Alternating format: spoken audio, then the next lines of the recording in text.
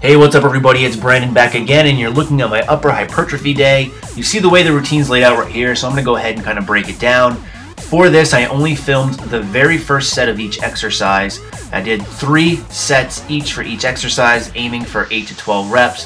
For this, I like to start off with 2 chest movements, then do 2 back movements, and then do 1 isolation movement for both shoulders, triceps, and biceps.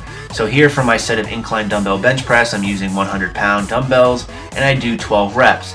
The next set, what I'll do is I'll bump the weight up somewhere between 5 to 10 pounds in most cases for upper body exercises, then aim for a little bit less reps. So my second set, I'd bump the weight up, then aim for 10 reps, and then bump the weight up again and aim for 8. So incline here because I want to work on my upper chest some. I then like to follow up my pressing movement on these days with a fly movement. And I've kind of just found that I don't really like dumbbell flies too much. I really prefer doing the pec deck here, or even using cable crossover, something of that nature.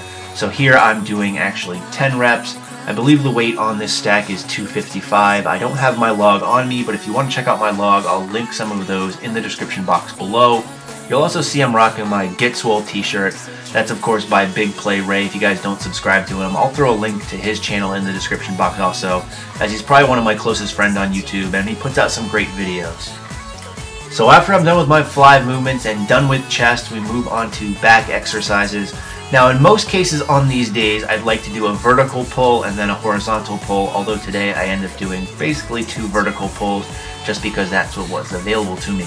Now for this on lat pull downs, I'm working on trying to get a full extension up to the top.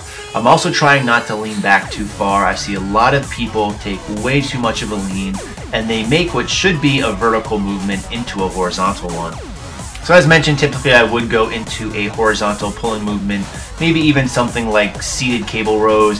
Instead, what I decided to do here was just do some dumbbell rows using a fairly light weight here. I should probably slow down my tempo a little bit, but just wanted to get a good stretch. I haven't done actual dumbbell rows in the longest time, so I'm not going overly heavy here, just using 75 pounds, just working on getting a good contraction.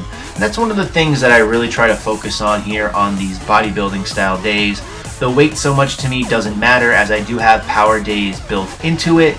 So I like to kind of drop the weight here, look at form, and also just get a good contraction, good feel of the weights.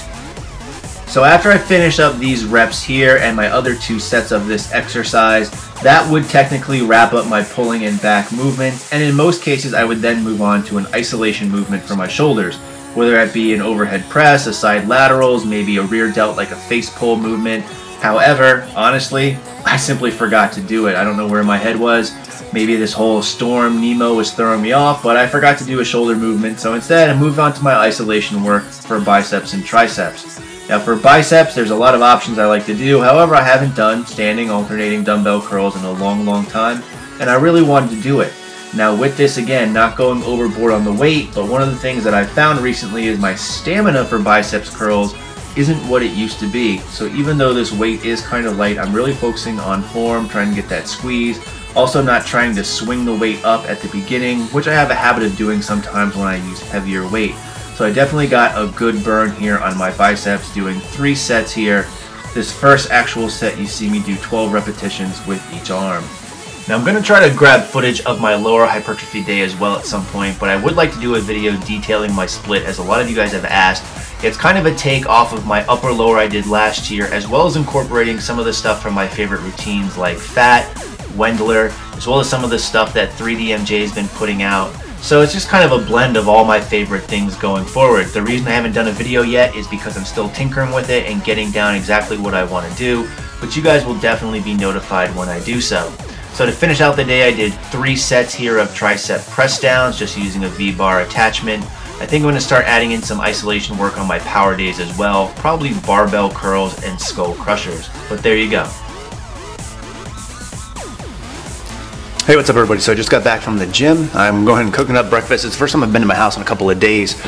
For those of you that weren't aware, I actually lost power from Friday until late Sunday night. So I haven't been home. I've been staying with my girlfriend. She's had power the whole time, so it's been nice. So got back from the gym, which you'll see some footage of, I believe, in this video, showing you what I typically have for breakfast. So in this case, what we have here is we have 2 whole eggs, 2 egg whites, 4 pieces of Canadian bacon, just some chopped up spinach and a little bit of cheese just because I had some left over. And then I always have some for carbs. Been having a lot of cereal lately, so this is just some Raisin Bran, and 1 serving of Raisin Bran with a little bit less than a cup of skim milk in here. And then as far as my work day goes, I'm gonna have a busy day at work, so I figured I'd show you guys what I typically bring to work. I usually bring a snack. So for my snack, what I've been having a lot of is just about a cup of oats. This is a little bit less than a cup. And then 1 scoop of protein powder. So this is a really good snack because you get about 30 grams of carbs, give or take, and then 30 grams of protein or so. So that's good. And then for lunch, my girlfriend actually made me this yesterday, so it was really nice of her because, again, I didn't have power at my house, so I didn't really have access to any food here.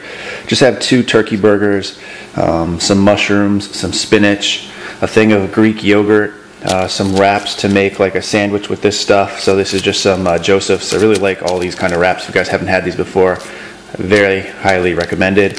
And then just some tomatoes as well to throw on. So that's what I'll bring to work, and that's going to be my breakfast. But it's a pretty good start to the day. I think this breakfast ends up being around 600 to 700 calories, which is good for me, considering I'm on about a 2,800 calorie intake right now. So that's about a quarter of what I can eat per day. And this will probably put me a little bit over, I'd say probably right around 2/3 potentially. We'll take a look. You can always check me on my Fitness Pal. I always link that in the description box now. So we'll talk to you guys soon. Hey, what's up everybody? Welcome back. So I just got off of work, and what I'm doing here is just cooking some food for tomorrow. So here we have some ground turkey. This is actually 2.5 pounds. We'll probably only take about a half a pound of this for the meal tomorrow at work, and then just 1 serving of potatoes. These are Yukon Gold potatoes, about 250 grams. While I'm doing that, I also made one of these cakes, these Campbell cakes you saw the other day. This one actually has the sugar-free syrup on it as well. Just have this as a snack. We'll have another meal later for sure, but I figured I might as well just make this as we're making the food over there. And I came home to a package today which already got unboxed. I was surprised this came in because with the storm and all, the roads have been shitty and everything's been closed. But what they sent me, a company called NLA Performance, they sent me some of their chocolate eclair flavored protein called Recover D, which is a mix of just whey isolate and casein. And then 2 pre-workout products, one called Swole D, and then another one just called Sup D. So we'll try to throw these into the rotation at some point. I got a lot of stuff to do for muscle and strength, but they messaged me and asked me if I would take some of those and do a video on them, so I will do that. So that's the first thing that you'll see there. But again, just cooking here and just getting by. I'll probably have another meal later, which you'll see. Otherwise, we'll talk to you soon. All right, so I'm here having a snack. I figured I'm kind of short, a lot short on my macros for the day. I still need like 120 carbs, like 40 grams of protein, like 20 grams of fat.